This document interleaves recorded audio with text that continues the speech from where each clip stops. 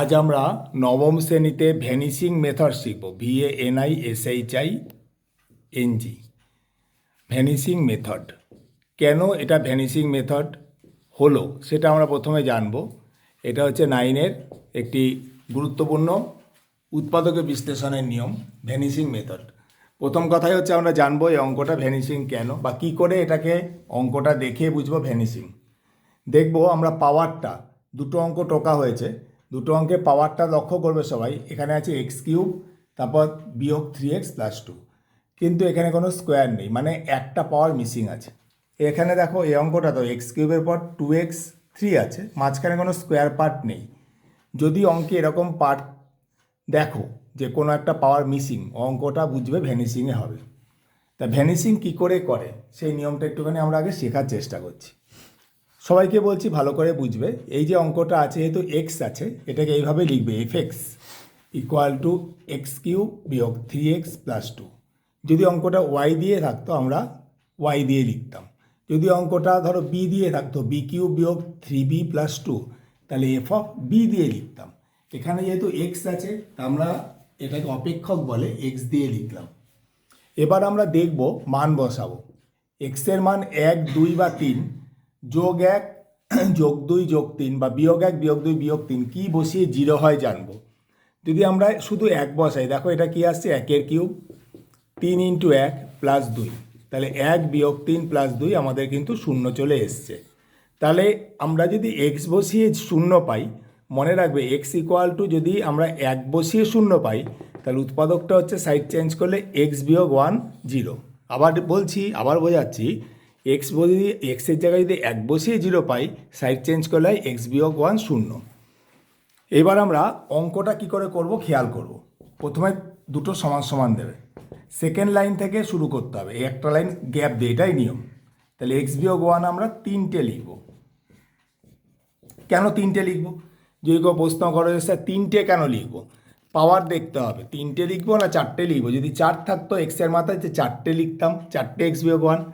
3 আছে মানে কটা লিখবো, 3টে লিখবো।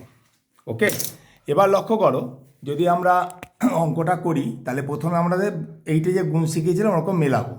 x² দিয়ে গুণ করলে কী আসছে দেখো, x³, এই গুণটা আসছে বিয়োগ x², কিন্তু বিয়োগ x² তো এখানে নেই, তাহলে কাটাবো কী করে, +x²।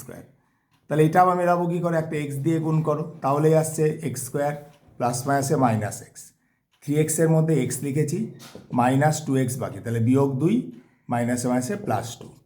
এবার লক্ষ্য করো আমাদের অঙ্কের উৎপাদকের নিয়মে কমলা কালিতে লিখেছি, x বিয়োগ 1টা কমন চলে যাচ্ছে, x² যোগ x বিয়োগ 2। এটা এমনি নর্মাল মিডিল টার্ম হয়।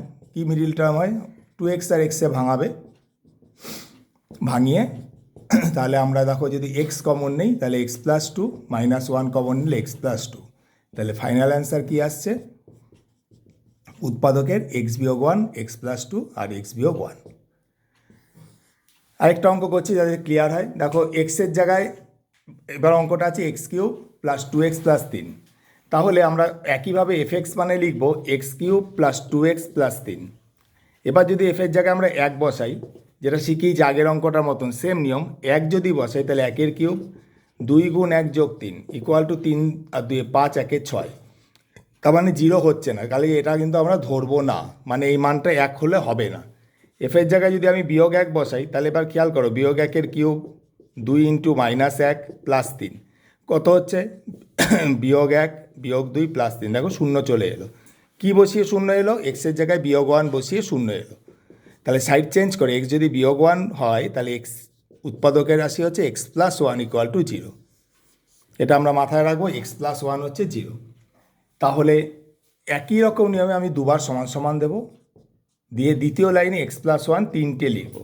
যদি আবার বলছি, কারো মানে প্রশ্ন আসে কেন 3টে লিখবো, পাওয়ার দেখবো, কিউব আছে বলে 3টে, 4 থাকলে 4 বার লিখতাম, 5 থাকলে 5 বার লিখতাম। এবার এইটে যে গুণ শিখেছি সেরকম মেলানো, এটা কত দিয়ে গুণ করবো, x² দিয়ে গুণ করবো, তবেই এটা x³ হয়, +x²। কিন্তু খেয়াল করো +x² কিন্তু এখানে নেই, +x² কি আছে, নেই। তাহলে x²টা আমরা কী করেছি, এখানে বেশি লিখেছি, তাহলে নিশ্চয়ই এটা বিয়োগ করতে হবে, তবেই তো হিসাব বরাবর হয় এই লাইনের সাথে। তাহলে বিয়োগ x দাও, তাহলে বিয়োগ x² বিয়োগ x। এবার দেখো 2x-এর মধ্যে বিয়োগ এক্স হয়েছে, লাস্টে 3 আছে, তাহলে একটা 3 দিয়ে গুণ করো, তাহলেই দেখো 3x যোগ 3 হয়ে যাচ্ছে এ দুটো গুণ করে, আর 3x থেকে x বাদ দিলে সেই 2xই হচ্ছে। তাহলে কত আসছে, x+1 কমন নিয়ে নাও, আর x² বিয়োগ x প্লাস 3। এটা মিডিল টার্ম হয় না, আগের অঙ্কটা মিডিল টার্ম হয়েছিল, এটা কিন্তু আর মিডিল টার্ম হয় না, 3 থেকে 1 এখানে হবে না, কাজে অঙ্কর এটাই হচ্ছে অ্যান্সার। এই ধরনের অঙ্কগুলোকে আমরা বলে থাকি ভ্যানিশিং মেথড।